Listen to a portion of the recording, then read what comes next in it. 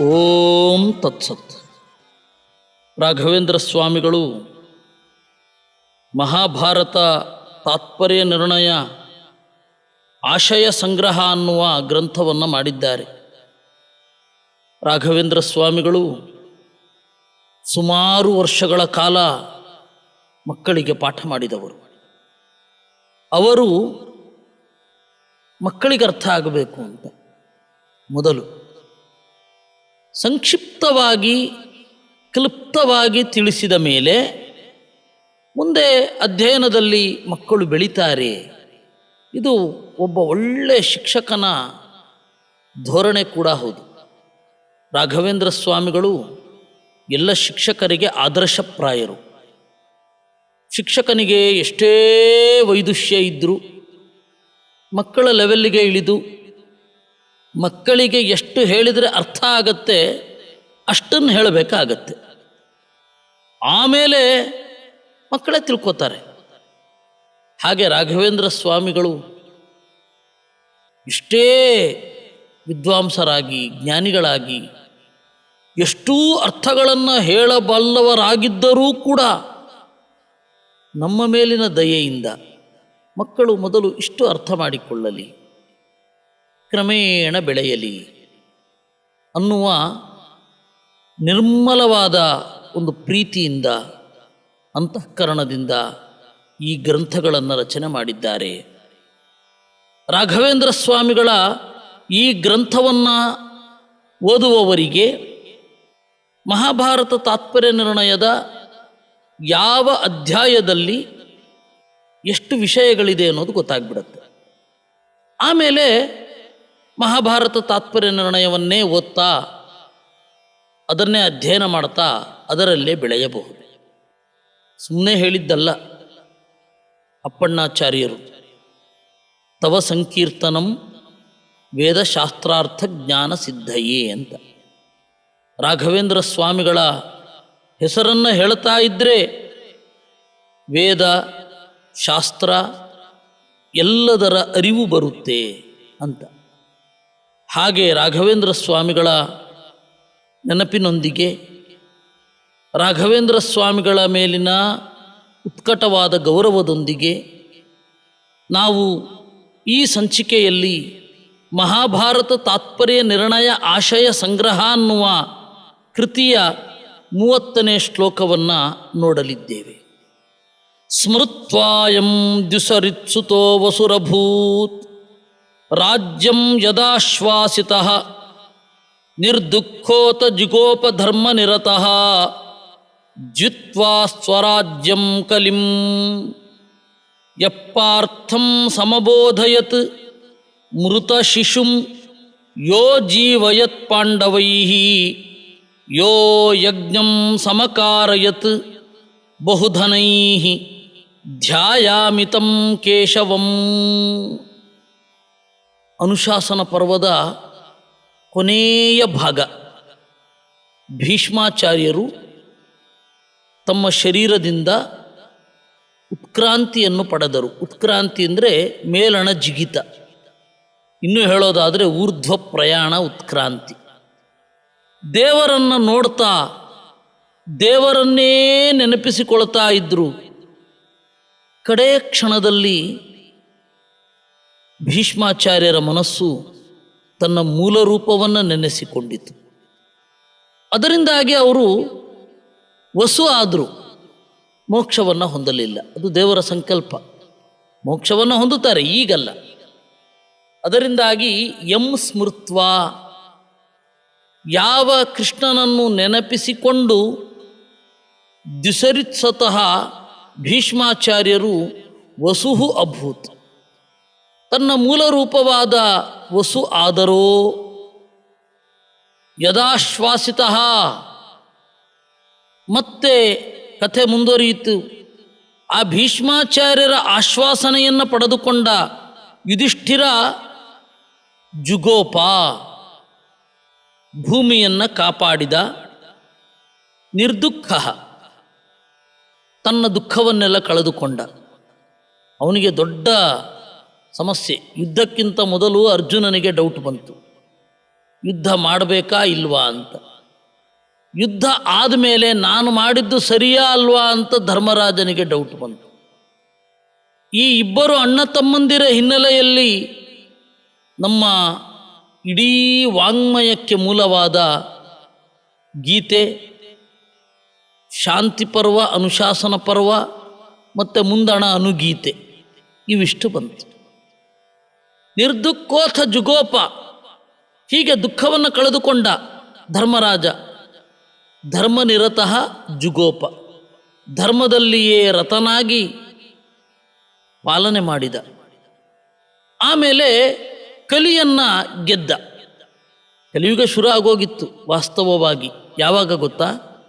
ದುರ್ಯೋಧನನ ತೊಡೆ ಮುರಿದು ಬಿದ್ದಾಗ.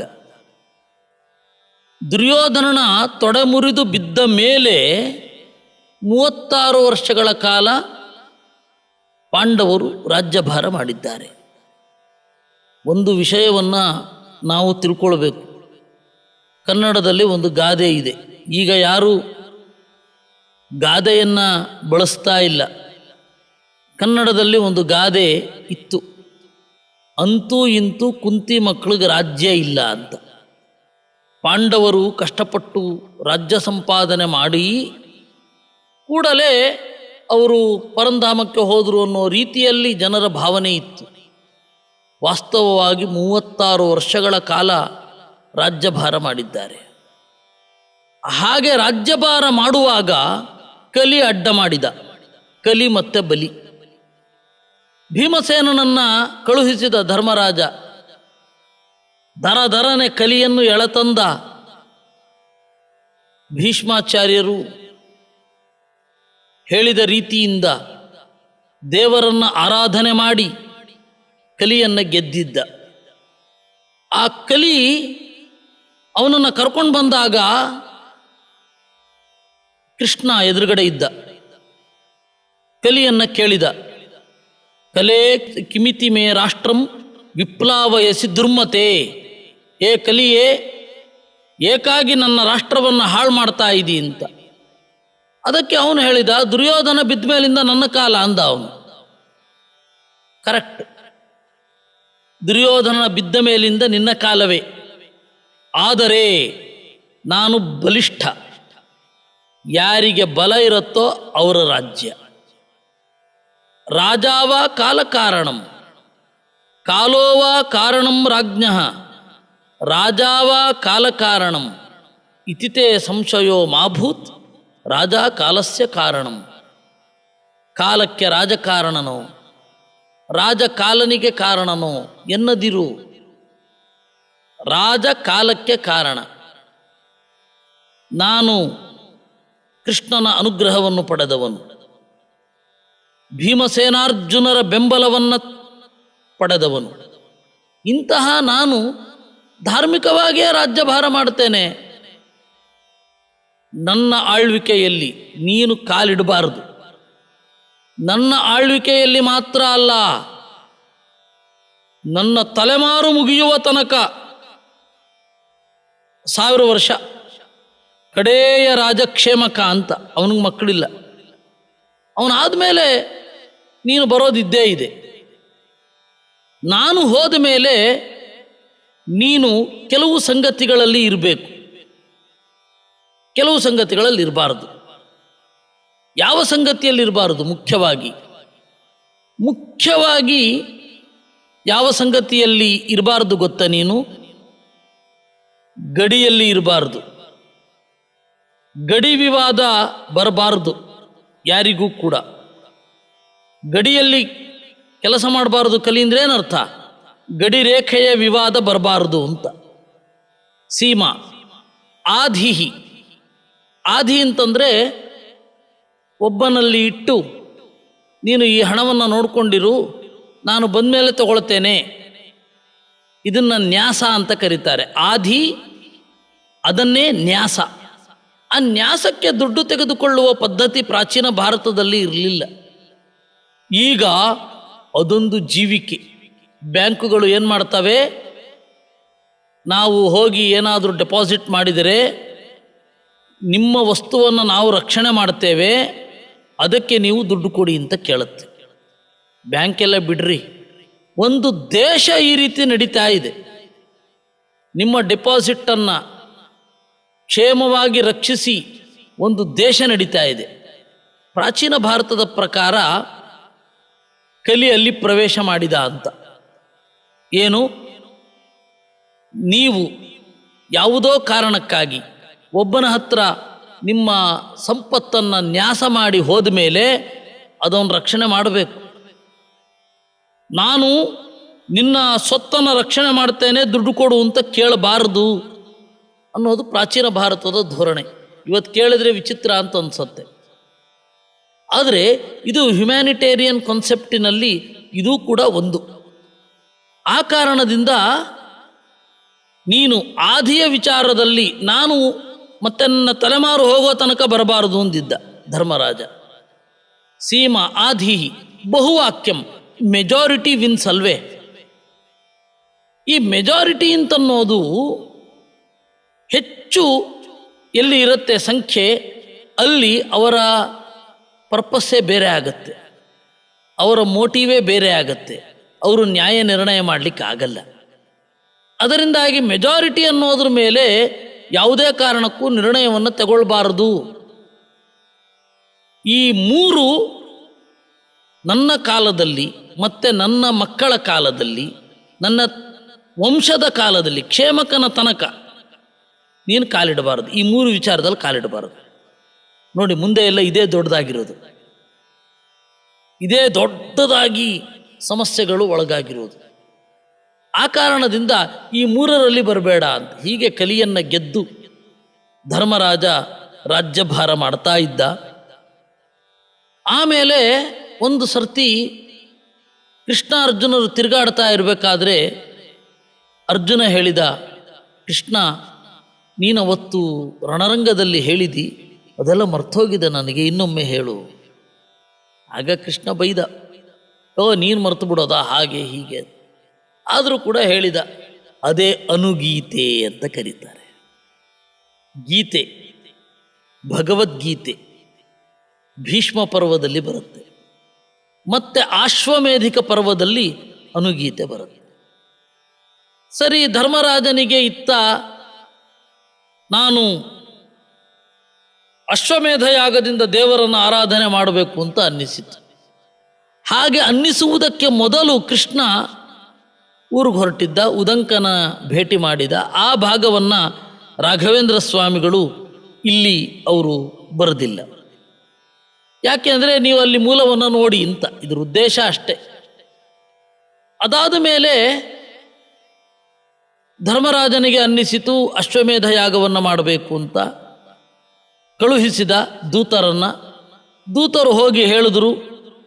ದೇವರು ಬರುವಷ್ಟರಲ್ಲಿ ವೇದವ್ಯಾಸರು ಒಂದು ವ್ಯವಸ್ಥೆ ಮಾಡಿದ್ರು. ಹಣ ಬೇಕಲ್ವಾ ಯಾಗ ಮಾಡಲಿಕ್ಕೆ?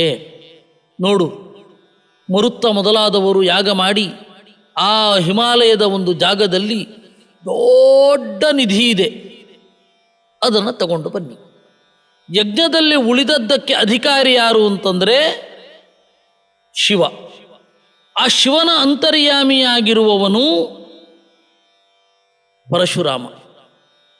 ಆ ಪರಶುರಾಮ ಅವನನ್ನು ಒಲಿಸಿ, ಪರಶುರಾಮನನ್ನು ಪೂಜಿಸಿ, ಅವನ ಅನುಮತಿಯನ್ನು ಪಡೆದು ಹಿಮಾಲಯದಲ್ಲಿ ಇರುವ ಗುಟ್ಟಾದ ಜಾಗದಲ್ಲಿ ಇರುವ ಆ ಸಂಪತ್ತನ್ನು ತಗೊಂಡು ಬನ್ನಿ ಅಂತ ವೇದವ್ಯಾಸರು ಹೇಳಿದರು. ಇವರು ಹೋಗಿ ತಗೊಂಡು ಬರುವಷ್ಟರಲ್ಲಿ ಪರೀಕ್ಷಿತ್ ರಾಜ ಹುಟ್ಟಿದ್ದ. ಆ ಪರೀಕ್ಷಿತ್ ರಾಜ ಅವನು ಸ್ಟಿಲ್ ಬಾರ್ನ್ ಏನಲ್ಲ, ಹುಟ್ಟಿದ್ದ, ಬದುಕಿಯೇ ಇದ್ದ. ಹೊರಗಡೆ ಬಂದಮೇಲೆ ಸತ್ತ. ಅಷ್ಟೊತ್ತಿಗೆ ದ್ವಾರಕೆಯಿಂದ ಕೃಷ್ಣ ಬಂದಿದ್ದ. ಅವನನ್ನು ರಕ್ಷಣೆ ಮಾಡಿದ. ಒಳಗಡೆ ಇದ್ದು, ಗರ್ಭದ ಒಳಗಡೆ ಇದ್ದು ರಕ್ಷಣೆ ಮಾಡಿದ್ದು ಅವನೇ, ಗರ್ಭದ ಹೊರಗಡೆ ಬಂದ ಮೇಲೆ ರಕ್ಷಣೆ ಮಾಡಿದ್ದು ಅವನೇ. ಜನರಿಗೆ ಗೊತ್ತಾಗಲಿ ಅಂತಷ್ಟೇ ದೇವರ ಒಂದು ಕಾರುಣ್ಯ. ಇದಾದ ಮೇಲೆ ಪಾಂಡವರಿಂದ ಯಾಗ ಮಾಡಿಸಿದ. ಯೋ ಯಜ್ಞಂ ಸಮಕಾರಯತ್ ಬಹುಧನೈಹಿ ಧ್ಯಾಯಾಮಿತಂ ಕೇಶವಂ. ಅಂತಹ ಈ ಎಲ್ಲ ಆಶ್ವಮೇಧಿಕ ಪರ್ವದ ಏನೊಂದು ಕ್ರಿಯೆಗಳಿದೆ ಅದೆಲ್ಲದಕ್ಕೂ ಕಾರಣ ಅವನು. ಭೀಷ್ಮಾಚಾರ್ಯರ ಸ್ವರೂಪ ಪ್ರಾಪ್ತಿ, ಧರ್ಮರಾಜನ ಧರ್ಮಭರಿತವಾದ ರಾಜ್ಯಪಾಲನ, ಕಲಿ ವಿಜಯ, ಅನುಗೀತೆಯ ಉಪದೇಶ, ತದನಂತರ ಪರೀಕ್ಷಿತನನ್ನು ಉಜ್ಜೀವನ ಮಾಡಿದ್ದು, ಯಜ್ಞವನ್ನು ಆಗಗೊಟ್ಟಿದ್ದು. ಈ ತರಹದ ಕೇಶವನನ್ನು ನಾನು ನಮಸ್ಕಾರ ಮಾಡ್ತೇನೆ ಅಂತ 30ನೆಯ ಅಧ್ಯಾಯವನ್ನು ಸಂಗ್ರಹ ಮಾಡಿ ಕೊಟ್ಟಿದ್ದಾರೆ ರಾಘವೇಂದ್ರ ಸ್ವಾಮಿಗಳು. ನಾವು ಈಗ 31ನೆಯ ಅಧ್ಯಾಯದ ಕಡೆ ಸಾಗಬೇಕು, ಅಂದರೆ 31ನೆಯ ಶ್ಲೋಕದ ಕಡೆ ಸಾಗಬೇಕು. ಯದ್ಯುಕ್ತ ಪಾಂಡುಪುತ್ರಾ ಕ್ಷಿತಿಮಥ ಜುಗುಪುಃ ಧರ್ಮರಾಜಸ್ತ್ವರಾವಾನ್ ಧರ್ಮೇ ಯತ್ಪ್ರೀತಯೇ ಭೂತ್ ಪವನಜವಚನೈಃ ಆಂಬಿಕೇಯಂ ವಿರಕ್ತಂ ವ್ಯಾಸಾತ್ಮಾ ಯೋ ವನಸ್ಥಂ ತ್ವಕೃತ ನಿಜ ಮನೋಭೀಷ್ಟವಂತಂ ಗತಸ್ವಂ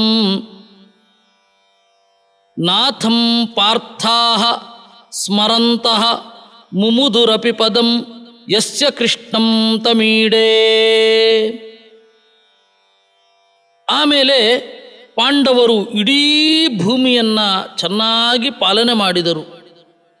ಒಂದು ಬಾರಿ ಧರ್ಮರಾಜನ ಬಳಿ ಒಬ್ಬ ಬ್ರಾಹ್ಮಣ ಬಂದಿದ್ದ. ನನಗೆ ಸಂಪತ್ತು ಬೇಕು, ಯಾಗ ಮಾಡಬೇಕು ಅಂತ. ನಾಳೆ ನೋಡೋಣ ಅಂತ ಹೇಳಿ ಧರ್ಮರಾಜ ಕಳುಹಿಸಿಬಿಟ್ಟ. ಅವನು ಭೀಮಸೇನನ ಹತ್ತಿರ ಹೋದ. ಆ ಬ್ರಾಹ್ಮಣ ನನಗೆ ಯಾಗ ಮಾಡಲಿಕ್ಕೆ ದುಡ್ಡು ಬೇಕು ಅಂದಾಗ ಭೀಮಸೇನ ಅದನ್ನು ಕೊಟ್ಟು ಅಕಾಲದಲ್ಲಿ ಅಲ್ಲೊಂದು ಗಂಟೆ ಇಟ್ಟಿದ್ರು. ದುಃಖ ಆದರೆ, ನ್ಯಾಯ ಬೇಕು ಅಂತ ಅನಿಸಿದರೆ ಒಂದು ಗಂಟೆ ಬಾರಿಸ್ಲಿಕ್ಕೆ, ಇನ್ನೊಂದು ಸಂತೋಷ ಆದರೆ ಒಂದು ಗಂಟೆ ಬಾರಿಸ್ಲಿಕ್ಕೆ. ಅದು ಮೊನ್ನೆ ತನಕ ಇತ್ತಂತೆ ರಾಜ್ಯಗಳಲ್ಲಿ ಪದ್ಧತಿ. ಈಗ ಒಂದು 100-150 ವರ್ಷದಿಂದ ಹೋಗಿದೆಯಂತೆ. ಈಗ ಬಲ್ಲವರು ಹೇಳ್ತಾರೆ. ಇರಲಿ, ಭೀಮಸೇನ ಏನು ಮಾಡಿದ? ನಂದಿರವಂ ಪ್ರಕುರ್ವತ, ಆನಂದವಾಗಿದೆ ಅಂತ ಸದ್ದು ಮಾಡಿದ. ಧರ್ಮರಾಜನಿಗೆ ಅಕಾಲಜಂ ತಂತು ನಿಶಮ್ಯ ರಾಜ, ಅಯ್ಯೋ ಇದೇನಿದು, ಏನು ಇಷ್ಟೊಂದು ಸಂತೋಷದ ವಿಚಾರ ಏನು? ಸೀದಾ ಬಂದ, ಕೇಳಿದ, ಏನು ಇಷ್ಟೊಂದು ಸಂತೋಷ ಆಯಿತು ನಿನಗೆ? ಯನ್ಮರ್ತ್ಯ ದೇಹೋಪಿ ವಿನಿಶ್ಚಿತಾಯು, ಅಲ್ಲಪ್ಪ, ಮನುಷ್ಯ ಶರೀರಕ್ಕೆ ಒಂದು ನಿಶ್ಚಿತವಾದ ಆಯುಷ್ಯ ಇದೆ ಅಂತ ನೀನು ನಿನ್ನ ವರ್ತನೆಯ ಮೂಲಕ ತೋರಿಸ್ತಾ ಇದ್ದೀಯ, ಅದಕ್ಕೆ ಆನಂದದಿಂದ ಗಂಟೆ ಹೊಡೆದೆ ಅಂತ. ಅಂದರೆ ಅದರ ಅಭಿಪ್ರಾಯ ಏನು ಅಂದರೆ, ಯಾವಾಗ ಬೇಕಾದರೂ ಸಾಯಬಹುದು, ಧರ್ಮವನ್ನು ಮಾಡಬೇಕು, ಇದು ಆಮೇಲೆ ನೋಡೋಣ ಅಂತ ಇರಬಾರದು. ಧರ್ಮರಾಜನಿಗೆ ಆ ಪಾಠ ಹಿಡಿಸಿತು. ಅದನ್ನು ಸ್ವೀಕಾರ ಮಾಡಿ, ಆಯಿತು, ಇದನ್ನು ನಾನು ಖಂಡಿತ ತಗೊಳ್ತೇನೆ, ಈ ಒಂದು ಉಪದೇಶವನ್ನು, ಈ ಒಂದು ಪಾಠವನ್ನು ನಾನು ಸ್ವೀಕಾರ ಮಾಡ್ತೇನೆ ಅಂತ ಹೇಳಿ ಧರ್ಮರಾಜ ತ್ವರಾವಾನ್. ಯಾಕೆ? ಯತ್ಪ್ರೀತಯೇ ಭೂತ್, ದೇವರು ಪ್ರೀತನಾಗಲಿ ಅಂತ, ಮತ್ತೇನೂ ಇಲ್ಲ. ಇಷ್ಟರೊಟ್ಟಿಗೆ ಭೀಮಸೇನ, ಧರ್ಮರಾಜ ಮತ್ತು ಇಡೀ ರಾಷ್ಟ್ರ ಸರಿಯಾಗ್ತಾ ಇದೆ, ಇವನೊಬ್ಬ ಸರಿ ಇಲ್ಲ ಅಂತ. ಧೃತರಾಷ್ಟ್ರನ ಬಗೆಗೆ ಇವನೊಬ್ಬ ಸರಿ ಇಲ್ಲ. ಯಾಕೆ ಅಂದರೆ ಇಲ್ಲೇ ಇದ್ದು ಬಿಟ್ಟಿದ್ದಾನೆ. ಅಯ್ಯೋ ಮಗನನ್ನು ಕಳೆದುಕೊಂಡವ ಅಂತ ಹೇಳಿ ದ್ರೌಪದಿ, ಸುಭದ್ರೆ, ಕುಂತಿ ಎಲ್ಲರೂ ಕೂಡ ಬಹಳ ಪ್ರೀತಿಯಿಂದ ನೋಡ್ಕೊಳ್ತಾ ಇದ್ದಾರೆ ಧೃತರಾಷ್ಟ್ರನಿಗೆ. ತನ್ನ ಸಾಧನೆಯ ಕಡೆಗೆ ಗಮನವೇ ಹರಿಸಿಲ್ಲ. ಭೀಮಸೇನ ದೇವರಿಗೆ ಅದರ ಮೇಲೆ ಕರುಣೆ ಉಂಟಾಯಿತು. ಅಯ್ಯೋ, ದುರ್ಯೋಧನ ಹುಟ್ಟುವುದಕ್ಕೆ ಮೊದಲು 1 ವರ್ಷ ಮೊದಲು ಕಲಿಪ್ರವೇಶ ಆಯ್ತಂತೆ ಧೃತರಾಷ್ಟ್ರನಿಗೆ. ಎಲ್ಲಿ ತನಕ ಇತ್ತು ಅಂದರೆ, ಸಾಧನೆ ಮಾಡಿದ್ದು 3 ವರ್ಷ, ಅಲ್ಲಿ ತನಕ ಇತ್ತು. ತದಂತರ ತತಸ್ತಸ್ಯ ಪಾಪಯುಕ್ತಂ ಮನೋಭವತ್ ಅಂತಾರೆ ಮಧ್ವರು. ಈ ನಡುವೆ ಇಡೀ ಅವನ ಮನಸ್ಸು ಪಾಪಯುಕ್ತವಾಗಿತ್ತು. ಯಾರದ್ದು? ಧೃತರಾಷ್ಟ್ರನದ್ದು. ಅವನನ್ನು ಬೆಳೆಸಬೇಕು, ಒಳಗಡೆಯಿಂದ ಬೆಳೆಸಬೇಕು. ಅದಕ್ಕಾಗಿ ನಿಷ್ಠುರವಾಗಿ ಇರುವಂತೆ ನಟನೆ ಮಾಡಿದ್ರು. ಹಿಂದುಗಡೆಯಿಂದ ಅನ್ನವನ್ನು ಕೊಡುವುದು. ತಗೋ ಅಂತ ಹೇಳಿ ತಟ್ಟೆಯನ್ನು ಬೆನ್ನ ಹಿಂದಿನಿಂದ ಕೊಡೋದು. ಆಜ್ಞಾಂ ಪರೈರಸ್ಯ ನಿಹಂತಿ, ಧೃತರಾಷ್ಟ್ರನ ಆಜ್ಞೆಗಳೇನಿದೆ ಅದನ್ನು ಭಂಗಪಡಿಸೋದು, ಅದಾಗದಂತೆ ನೋಡ್ಕೊಳ್ಳೋದು. ಇದೆಲ್ಲ ಆದಮೇಲೆ ನಕುಲ ಸಹದೇವರು ಕೇಳ್ತಾ ಇರಬೇಕಾದ್ರೆ, ನೋಡಿದ್ರೇನ್ರೋ ಈ ತೋಳನ್ನು, ತಾವಿಮೌ ಮೇ ಭುಜೌ ಪೀನೌ ಇಮೌ ಚಂದನ ರೂಷಿತೌ ಯಯೋರಂತರ ಮಾಸಾಧ್ಯ ಜರಢಸ್ಯ ಸುತಾಹತಾಹ. ನೋಡ್ರೋ ತೋಳುಗಳನ್ನು ಒಳ್ಳೆ ಸುಗಂಧವನ್ನು ಹಚ್ಚಿದ್ದೇನೆ. ಈ 2 ತೋಳುಗಳ ನಡುವೆ ಬಂದವರು ಆ ಮುದುಕರ ಮಕ್ಕಳಿದ್ದಾರಲ್ಲ, ಆ ಮುದಿಯನ ಮಕ್ಕಳೆಲ್ಲ ಇದರಿಂದ ಸತ್ತೋದ್ರು. ಯಯೋರಂತರ ಮಾಸಾಧ್ಯ ಜರಢಸ್ಯ ಸುತಾಹತಾಹ ಅಂತ. ನಕುಲ ಸಹದೇವರಿಗೇನು ಹೇಳಲಿಕ್ಕಿಲ್ಲ. ತದನ್ವಮೋದೇ ತಾಂ ಒಪ್ಕೊಳ್ತಾ ಇದ್ದಾರೆ. ಇವನದನ್ನು ಕೇಳ್ತಾ ಇದ್ದವನು ಭೀಕರವಾದ ವೇದನೆ ಆಗ್ತಾ ಇದೆ. ಆಮೇಲೆ ವಿದುರ ಬಂದ ತೀರ್ಥಯಾತ್ರೆಯನ್ನು ಮುಗಿಸಿಕೊಂಡು. ಅವನಿಗೂ ಗೊತ್ತಾಯಿತು. ಚೆನ್ನಾಗಿ ಬೈದ ಧೃತರಾಷ್ಟ್ರನಿಗೆ. ವೈರಾಗ್ಯ ಬರಲಿ ಅಂತ ಮಾಡ್ತಾ ಇರೋದು ಭೀಮಸೇನ. ಆ ನಿಷ್ಠುರತೆಯ ಹಿಂದಿನ ಪ್ರೀತಿಯನ್ನು ಅರ್ಥ ಮಾಡ್ಕೊ. ಈಗ ತಿದ್ದುಪಡಿಯೇ ಜನರಿಗೆ ಸಹ್ಯ ಆಗಲ್ಲ. ಇನ್ನು ನಿಷ್ಠುರತೆಯ ಹಿಂದೆ ಇರುವ ಪ್ರೀತಿಯನ್ನೇನ್ರಿ ಅರ್ಥ ಮಾಡ್ಕೊಳ್ಳೋದು? ಅವತ್ತು ಆ ತರಹದ ಜನ ಇದ್ದರು. ಅದರಿಂದಾಗಿ ಭೀಮಸೇನನ ಕಠೋರತೆಯ ಹಿಂದೆ ಇರುವ ಆ ಪ್ರೀತಿಯನ್ನು ಅರ್ಥ ಮಾಡ್ಕೊ. ಹೀಗೆ ಹೇಳಿದ ಮೇಲೆ ಅವನಿಗೆ ಅರ್ಥ ಆಯಿತು. ಅವನೇನು ಮಾಡಿದ? ಉಪವಾಸ ಕೂತ. ನಾನು ಕಾಡಿಗೆ ಹೋಗಬೇಕು ಅಂತ. ಇವನಿಗೆ ಆಮೇಲೆ ಗೊತ್ತಾಯಿತು ಧರ್ಮರಾಜನಿಗೆ. ಓಡಿ ಬಂದ, ದೊಡ್ಡಪ್ಪನ ಕಾಲು ಹಿಡ್ಕೊಂಡ. ನಿನ್ನ ಬದಲು ನಾನು ಹೋಗಿ ತಪಸ್ಸು ಮಾಡ್ತೇನೆ, ನೀನು ಇಲ್ಲಿಯೇ ರಾಜ್ಯಭಾರ ಮಾಡು. ಆಗ ವೇದವ್ಯಾಸರು ಬಂದರು. ಅಲ್ಲಪ್ಪ, ವಯಸ್ಸಿಗೆ ಯೋಗ್ಯವಾಗಿ ಅವನಿದ್ದಾನೆ, ಅವನು ತಡವಾಗಿ ವಯಸ್ಸಿಗೆ ಯೋಗ್ಯವಾಗಿ ನಡ್ಕೊಳ್ಬೇಕು ಅಂತಿರ್ಬೇಕಾದ್ರೆ ಅದನ್ನು ಕೆಡಿಸ್ತಾ ಇದೆಯಲ್ಲ ನೀನು.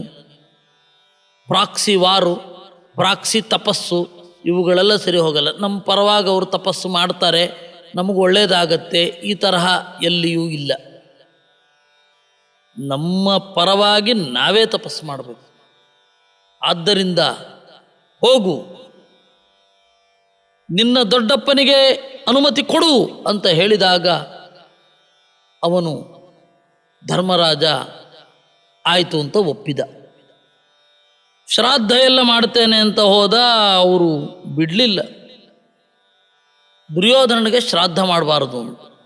ಆಮೇಲೆ ದುರ್ಯೋಧನ ಸ್ಮರಣ ದಿವಸ ಅಂತ ಶುರು ಆಗಿಬಿಟ್ರೆ ಈಗಾಗಲೇ ಇರೋ ಜಯಂತಿಗಳೇ ಸಾಕಾಗಿದೆ.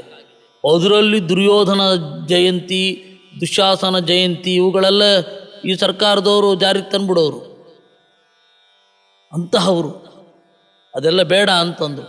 ರಾಷ್ಟ್ರದ ಹಣವನ್ನು ನಾನು ಕೊಡೋಲ್ಲ, ಬೇಕಾದ್ರೆ ನಿಮ್ಮ ವೈಯಕ್ತಿಕ ಬ್ಯಾಂಕ್ ಬ್ಯಾಲೆನ್ಸ್ ಇದೆಯಲ್ಲ ಅದರಲ್ಲಿ ಬೇಕಾದರೆ ಖರ್ಚು ಮಾಡ್ಕೊಳ್ಳಿ, ರಾಷ್ಟ್ರದ ದುಡ್ಡನ್ನು ನಾನು ಕೊಡೋದಿಲ್ಲ.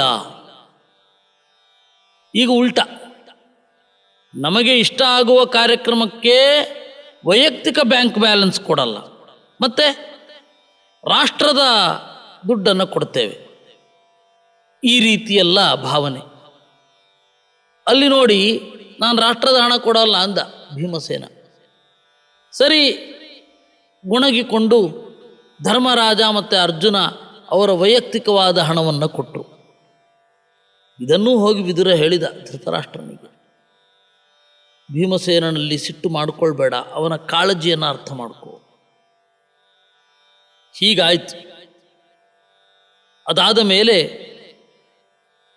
ಧೃತರಾಷ್ಟ್ರ ಒಂದು ಎಲ್ಲ ಸಭೆಯನ್ನು ಸೇರಿಸಿ ಪುರಜನರಿಗೆ ದುರ್ಯೋಧನನಿಂದ ಆದ ಅಪಚಾರಕ್ಕೆ ಕ್ಷಮೆಯಾಚಿಸ್ತೇನೆ ಎಂದ. ನನ್ನನ್ನು ಪ್ರೀತಿಯಿಂದ ನೋಡಿಕೊಂಡಿದ್ದೀರಾ, ಯಾವ ಗುಣವೂ ನನ್ನಲ್ಲಿಲ್ಲ, ಆದರೂ ಪ್ರೀತಿಸಿದ್ದೀರಾ. ನಾನು ನಿಮಗೊಂದು ಮಾತು ಹೇಳ್ತೇನೆ, ದುರ್ಯೋಧನನನ್ನು ಮರೆತು ಬಿಡಿ, ಧರ್ಮರಾಜನನ್ನು ಪ್ರೀತಿಸಿ ಅಂತ ಹೇಳಿ ಕಾಡಿಗೆ ಹೋದ. ಕಾಡಿನಲ್ಲಿ 1.5 ವರ್ಷ ತಪಸ್ಸು ಮಾಡಿದ. ಆಗ ಎಲ್ಲರೂ ಹೋದರು ನೋಡಲಿಕ್ಕೆ.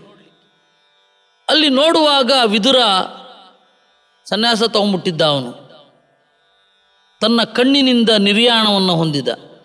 ಅಂದರೆ ಕಣ್ಣಿನ ಮೂಲಕ ಆ ಜೀವ ಧರ್ಮರಾಜನನ್ನು ಸೇರಿಕೊಂಡಿತ್ತು. ಆ ದೇಹವನ್ನು ಸಂಸ್ಕಾರ ಮಾಡಬೇಕು ಅಂತ ಹೋದ. ಅಶರೀರವಾಣಿ ಆಯಿತು, ಸಂಸ್ಕಾರ ಮಾಡಲಿಕ್ಕಿಲ್ಲ ಅಂತ. ಅದಾದ ಮೇಲೆ ಧೃತರಾಷ್ಟ್ರನ ತಪಸ್ಸು ಮುಂದುವರಿತು. ಇನ್ನು 1.5 ವರ್ಷ ಆದಮೇಲೆ ಕಾಳ್ಗಿಚ್ಚು ಬರ್ತಾ ಇರುವಾಗ ತಾನು ಪೂಜೆ ಮಾಡ್ತಾ ಇದ್ದ ಅಗ್ನಿಯನ್ನು ಆ ಕಾಳ್ಗಿಚ್ಚಿಗೆ ಹಾಕಿ ಅಲ್ಲಿ ತನ್ನ ದೇಹವನ್ನು ಅರ್ಪಣೆ ಮಾಡಿಕೊಂಡ. ಈ ರೀತಿ ಧೃತರಾಷ್ಟ್ರ ಎತ್ತರಕ್ಕೆ ಏರಿದ. ಅವನು ಕಡೇ ಕ್ಷಣದಲ್ಲಿ ಯಾವ ರೀತಿ ಚಿಂತನೆಯನ್ನು ಮಾಡಿದ ಅಂತ ಹೇಳಿ ಭಾಗವತ 1ನೇ ಸ್ಕಂಧದಲ್ಲಿ ಇದೆ. ಸಾಯುವುದನ್ನು ಕಲಿಸುವ ಭಾಗವತ.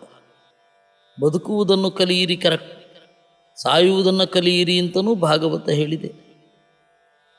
ಅಂತಹ ಈ ತರಹದ ಎಲ್ಲ ಸಜ್ಜನರ ಎತ್ತರಕ್ಕೆ ಕಾರಣನಾದ ನಾಥಂ ಪಾರ್ಥಾಸ್ಮರಂತಹ ಮುಮುದುರಪಿ ಪದಂ ಯಸ್ಯ ಕೃಷ್ಣಂ ತಮೇಡೇ. ಈ ರೀತಿಯಾಗಿ ದೇವರನ್ನು ನೆನಪಿಸಿಕೊಳ್ಳುತ್ತಾ ಈ ಕ್ರಿಯೆಗಳನ್ನು ತಟಸ್ಥವಾಗಿ ನೋಡ್ತಾ ಇದ್ದ ಕೃಷ್ಣನನ್ನು ಪಾಂಡವರು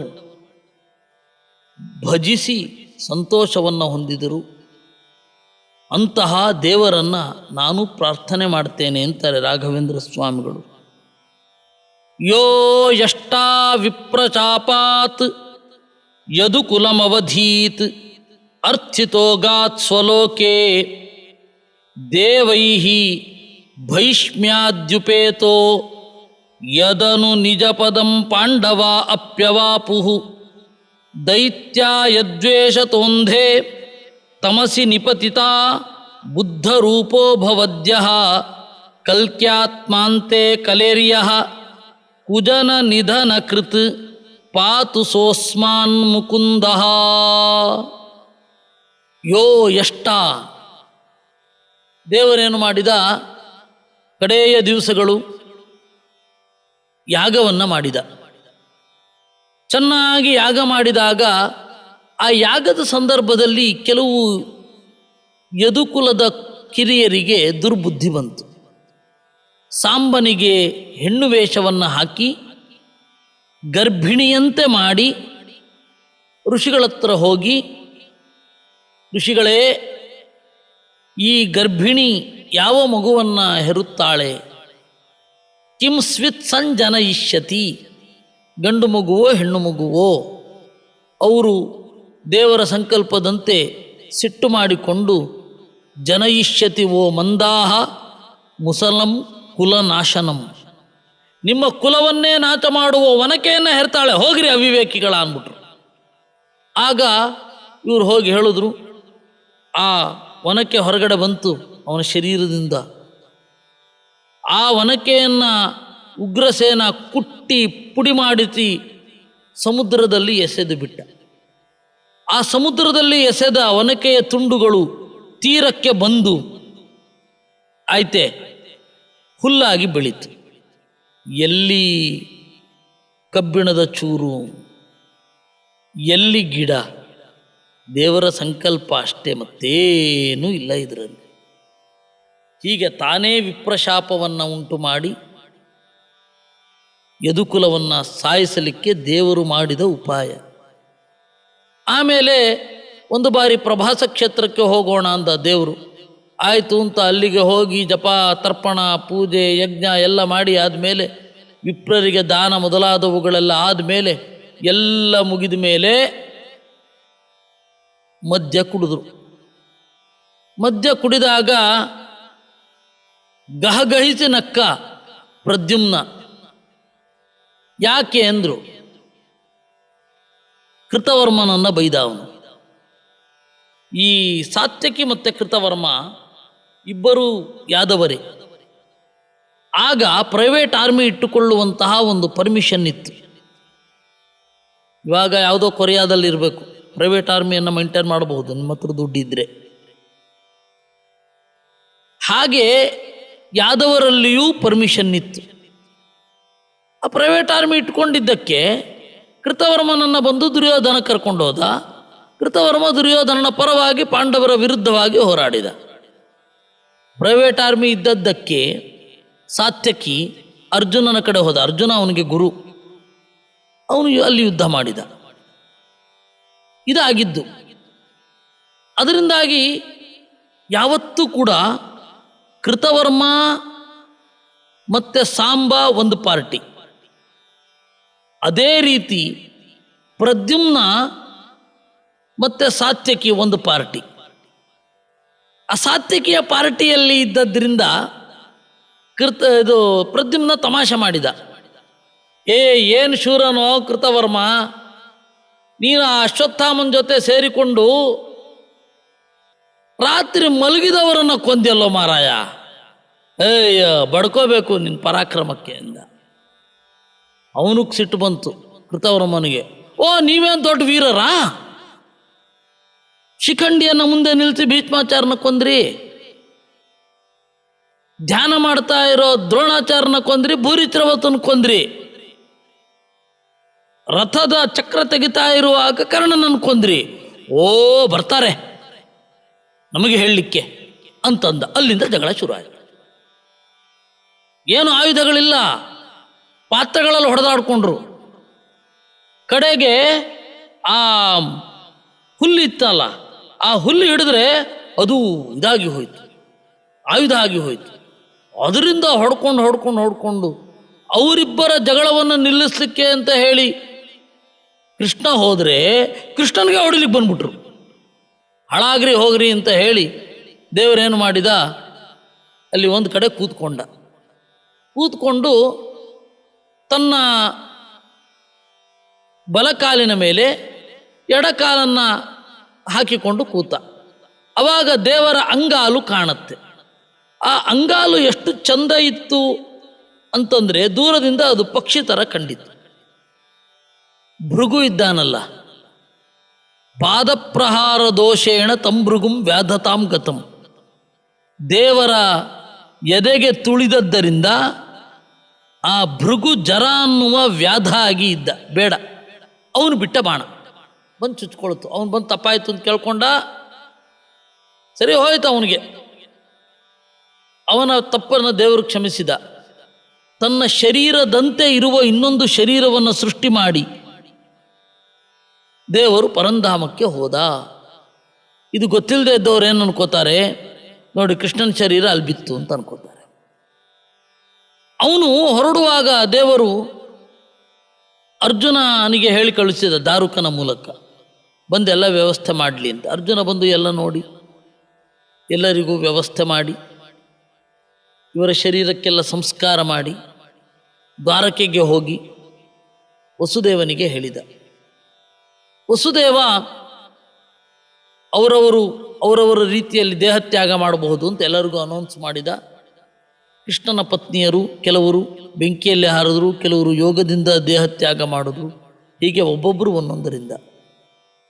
ಹಾಗೆ ವಸುದೇವ, ದೇವಕಿ ಎಲ್ಲರೂ ಕೂಡ ತಮಗೆ ಯೋಗ್ಯವಾದ ರೀತಿಯಿಂದ ಪ್ರಾಣ ಬಿಟ್ಟುಕೊಂಡ್ರು. ಆ 16,100 ಮಂದಿ ಕೃಷ್ಣನ ಹೆಂಡಿರನ್ನು ಮತ್ತು ಅನಿರುದ್ಧನ ಮಗ ವಜ್ರ ಇವ್ರನ್ನೆಲ್ಲ ಕರ್ಕೊಂಡು ಬರ್ತಾ ಇರಬೇಕಾದ್ರೆ ಮ್ಲೇಚ್ಛರು ದಾಳಿ ಮಾಡಿದ್ರು. ಅರ್ಜುನನ ಕೈನಲ್ಲಿ ಏನು ಮಾಡಲಿಕ್ಕೂ ಆಗಲಿಲ್ಲ, ದೈವ ಸಂಕಲ್ಪ.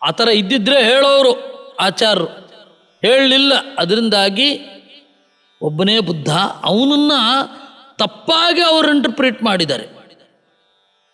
ಇದಕ್ಕೆ ಈಗ ಪ್ರಚಲಿತ ಇರುವ ಬುದ್ಧನ ವಾಂಗ್ಮಯಗಳನ್ನೇ ತೆಗೆದು ಹೇಳಬಹುದು. ಈಗ ಏನು ಜಾತಕ ಕಥೆಗಳು ಅಂತ ಇದೆ, ಅದನ್ನೇ ತೆಗೆದು ಹೇಳಬಹುದು. ನಿಜವಾಗಿಯೂ ಬಹಳ ರೋಚಕವಾದ ಅಂಶ ಇದೆ. ಅಶ್ವಘೋಷನ ಬುದ್ಧಚರಿತೆಯಲ್ಲಿಯೇ ಇರುವ ಸಿದ್ಧಾಂತಕ್ಕೆ ಅನುಗುಣವಾದ ಎಷ್ಟು ಸಂಗತಿಗಳಿದೆ ಗೊತ್ತಾ? ತ್ರಿಪಿಟಕಗಳಲ್ಲಿಯೂ ಇದೆ ಬಿಡಿ. ಯಾಕೆ ಹೇಳಿದ್ದು ನಾನು ಅಂದರೆ ಬುದ್ಧನಾಗಿ ಬಂದ, ಯಾಕೆಂದರೆ ಮೋಹಗೊಳಿಸ್ಲಿಕ್ಕಾಗಿ. ಹೀಗೆ ಬುದ್ಧನಿಂದ ಕಲಿಯುಗದ ಶುರು ಆಯಿತು. ಬುದ್ಧ ಅವನಿಂದ ಶುರುವಾದ ಕಲಿಯುಗದ ಉಪಟಳವನ್ನು ನಾಶ ಮಾಡಲಿಕ್ಕೆ ಕಲ್ಕಿ ಬಂದ. ಸೊ KBK, ಕೌನ್ ಬನೇಗ ಕರೋಡಪತಿ ಅಲ್ಲ, ಕೃಷ್ಣ ಬುದ್ಧ ಕಲ್ಕಿ. ಈ ರೀತಿ ಕಲ್ಕ್ಯಾತ್ಮ ಅಂತೆ ಕಲೇಹೇ ಪೂಜಾನ ನಿಧಾನ ಕೃತ್. ಕೆಟ್ಟ ಜನರನ್ನೆಲ್ಲ ಕೊಂದ, ಒಳ್ಳೆಯ ಜನರನ್ನು ತನ್ನ ಮೈಯ ಪರಿಮಳದಿಂದ ಮಾರ್ಪಡಿಸಿದ ಅಂತಹ ಮುಕುಂದ ದೇವರು ನನ್ನನ್ನು ಕಾಪಿಡಲಿ. ಇಲ್ಲಿಗೆ 32 ಅಧ್ಯಾಯಗಳ ಮಹಾಭಾರತ ತಾತ್ಪರ್ಯ ನಿರ್ಣಯದ ಸಂಗ್ರಹ ಆಗಿದೆ. ಇದು ರಾಘವೇಂದ್ರ ಸ್ವಾಮಿಗಳು ನಮಗೆ ಇತ್ತ ಪ್ರೀತಿಯ ಕಾಣಿಕೆ. ರಾಘವೇಂದ್ರ ಸ್ವಾಮಿಗಳ ಈ ಪ್ರೀತಿಯ ಕಾಣಿಕೆಯನ್ನು ನಾವು ಬಳಸಿದಷ್ಟು ರಾಘವೇಂದ್ರ ಸ್ವಾಮಿಗಳಿಗೆ ಸಂತೋಷ. ಈ ರೀತಿ ರಾಘವೇಂದ್ರ ಸ್ವಾಮಿಗಳನ್ನು ನೆನೆದುಕೊಳ್ಳುತ್ತಾ ಅವರದ್ದೇ ಗ್ರಂಥದ ಅಂತಿಮ ಶ್ಲೋಕವನ್ನು ನೋಡೋಣ. ಮಹಾಭಾರತ ತಾತ್ಪರ್ಯ ನಿರ್ಣಯಾಶಯ ಸಂಗ್ರಹ ರಾಘವೇಂದ್ರೇಣ ಯತಿನ ಕೃತ ಸಜ್ಜನ ಸಂವಿದೆ ಅಂತ. ಮಹಾಭಾರತ ತಾತ್ಪರ್ಯ ನಿರ್ಣಯದ ಆಶಯ ಭಾವವನ್ನು ಸಂಗ್ರಹಿಸಿದ್ದೇನೆ. ಯಾರು? ರಾಘವೇಂದ್ರೇಣ ಯತಿನ, ಏಕಾಗಿ ಸಜ್ಜನ ಸಂವಿದೆ, ಒಳ್ಳೆಯವರ ಅರಿವಿಗಾಗಿ. ಇಲ್ಲಿಗೆ ರಾಘವೇಂದ್ರ ತೀರ್ಥ ಶ್ರೀಚರಣರು ರಚನೆ ಮಾಡಿದ ಮಹಾಭಾರತ ತಾತ್ಪರ್ಯ ನಿರ್ಣಯ ಆಶಯ ಸಂಗ್ರಹ, ಅದನ್ನು ನಾವು ಯಥಾಶಕ್ತಿ ಇಲ್ಲಿ ಮುಂದೆ ಹೇಳಿದ್ದೇವೆ. ರಾಘವೇಂದ್ರ ಸ್ವಾಮಿಗಳನ್ನು ದಿವಸವೂ ನೆನೆಯಬೇಕು. ಈ ಸಂದರ್ಭದಲ್ಲಂತೂ ವಿಶೇಷ ನೆನೆಯಬೇಕು. ಅವರ ಗ್ರಂಥಗಳ ಮೂಲಕ ನೆನೆಯಬೇಕು.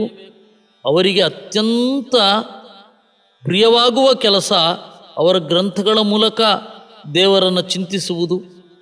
ಆ ಕೆಲಸವನ್ನು ನಾವಿಲ್ಲಿ ಮಾಡಿದ್ದೇವೆ, ಯಥಾಶಕ್ತಿ ಮಾಡಿದ್ದೇವೆ. ಗುರುಗಳ ರಾಘವೇಂದ್ರ ಸ್ವಾಮಿಗಳ ದಯ ತುಂಬಿದ ದೃಷ್ಟಿ ನಮ್ಮ ಮೇಲೆ ಇರಲಿ. ಅವರದೇ ಸಂಕಲ್ಪದಂತೆ ಬಹಳಷ್ಟು ಜನ ಈ ಗ್ರಂಥದ ಆಸ್ವಾದವನ್ನು ಅನುಭವಿಸುವಂತಾಗಲಿ ಅಂತ ಹೇಳ್ತಾ, ಜ್ಞಾನಗಮ್ಯ ವಾಹಿನಿಯಲ್ಲಿ ಈ ಮಹಾಭಾರತ ತಾತ್ಪರ್ಯ ನಿರ್ಣಯ ಗ್ರಂಥದ ಸರಣಿ ಚಿಂತನೆ, ಮಹಾಭಾರತ ತಾತ್ಪರ್ಯ ನಿರ್ಣಯಕ್ಕೆ ಸಂಬಂಧಪಟ್ಟ ಗ್ರಂಥದ ಸರಣಿ ಚಿಂತನೆಯನ್ನು ನಾವು ಮಾಡಿದ್ದೇವೆ.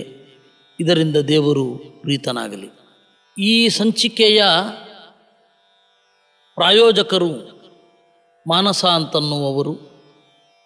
ಅವರಿಗೆ ರಾಘವೇಂದ್ರ ಸ್ವಾಮಿಗಳು ತಮ್ಮ ಗ್ರಂಥದ ಆಸ್ವಾದವನ್ನು ನೀಡಲಿ, ಅವರ ಧರ್ಮಾರ್ಥ ಕಾಮಗಳಿಗೆ ರಾಘವೇಂದ್ರ ಸ್ವಾಮಿಗಳ ಹರಕೆ ಇರಲಿ ಅಂತ ನಾವು ಅವರ ಪರವಾಗಿ ರಾಘವೇಂದ್ರ ಸ್ವಾಮಿಗಳಲ್ಲೇ ಬೇಡುತ್ತಾ, ಅವರ ಅಂತರ್ಯಾಮಿಯಾದ ಮಧ್ವರ ಅಂತರ್ಯಾಮಿಯಾದ ನಾರಾಯಣನಿಗೆ ಈ ಸಮಗ್ರ ಚಿಂತನೆಯನ್ನು ಅರ್ಪಿಸೋಣ. ಕೃಷ್ಣಾರ್ಪಣಮಸ್ತು.